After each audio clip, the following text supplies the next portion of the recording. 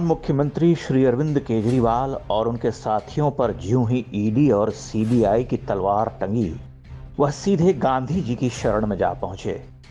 आपको ध्यान होगा कि बीते दिनों वह ईमानदारी का सुपर ड्रामा खेलने के लिए राजघाट गए थे। वहीं जहां से उन्होंने अपनी राजनीतिक महत्वाकांक्षाओं के दिव्य नाटक का मंचन प्रारंभ किया था, कुछ लोग आहत भी हुए। बापू की समाधि पर अरविंद जी को नहीं जाना था, किंतु अरविंद जी ने तो अपने राजनीतिक जीवन का लीला संवरण उसी स्थल से किया था।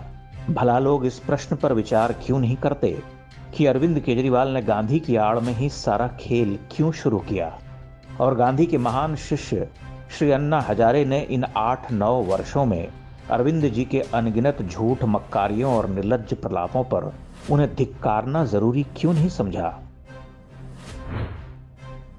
इस प्रश्न का उत्तर गांधी के जटिल और दर्जनों प्रश्नों से घिरे व्यक्तित्व में ही समाया हुआ है। भला गांधी ही बार बार मोहरा क्यों बनते रहे? गांधी के नाम पर ही कांग्रेस ने इस देश को दशकों तक मूर्ख क्यों बनाया? भला गांधी के व्यक्तित्व में वह कौन सा सहज छद्मावरण है जिसके पीछे लोगों को मूर्ख बनाना आसान होता है? गांधी ही यह स्कोप किसी राजनीतिक दल को क्यों देते हैं कि कोई भी महामक्कार सत्य, अहिंसा और मानवतावाद के नाम पर लोगों को ठगने का प्रयास करता है? गांधी इतनी सरलता से प्राप्य और आखेट्य क्यों है? संभवतः इसलिए कि गांधी अपने जीवन में कोई एक सामाजिक उत्तरदायित्व का निर्वहन पूर्णता से नहीं करते। सब कुछ उनके दुराग्रही अहंकार तले नष्ट भ्रष्ट होता रहा, आधा अधूरा समाप्त होता रहा। वह इतने बड़े नेता हुए, लेकिन उनके अधिकार में कुछ न रहा। वह अपने जीवन काल में ही लगभग अर्थहीन अपनी पूरी उपस्थिति का ध्वंस करते हुए समाप्त हो गए। आज उनके हिस्से में स्वच्छता और स्वदेशी जैसे विचार ही रह गए हैं। एक विशाल जन आंदोलन के अगुआ केवल पराजित हुए। राम राज्य की बातें करने वाले गांधी ने हिंदुओं को बड़ी ही निर्लज्जता से मर जाने या कट जाने को कहा।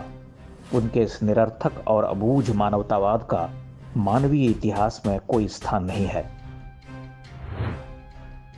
गांधी ने अपने राजनीतिक विरोधियों का कभी सम्मान नहीं किया। पटेल से लेकर सुभाष चंद्र बोस, भगत सिंह सब इस बात के ज्वलंत उदाहरण हैं।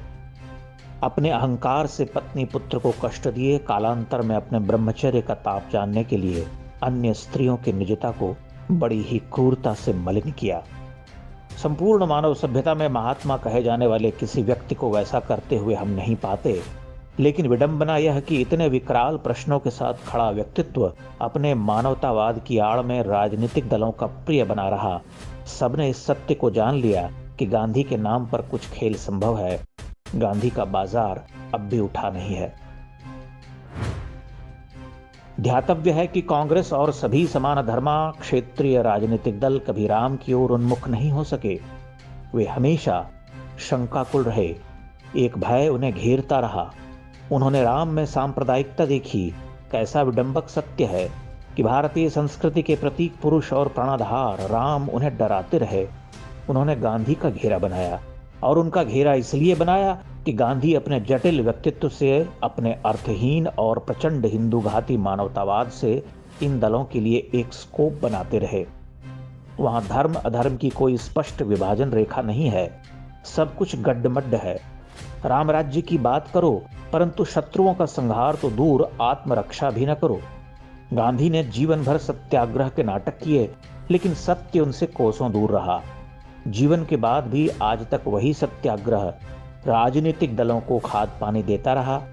स्पष्ट है कि राम को आदर्श मानकर आगे बढ़ने के लिए जो नैतिक शक्ति हमें चाहिए, वह इन दलों में नहीं है।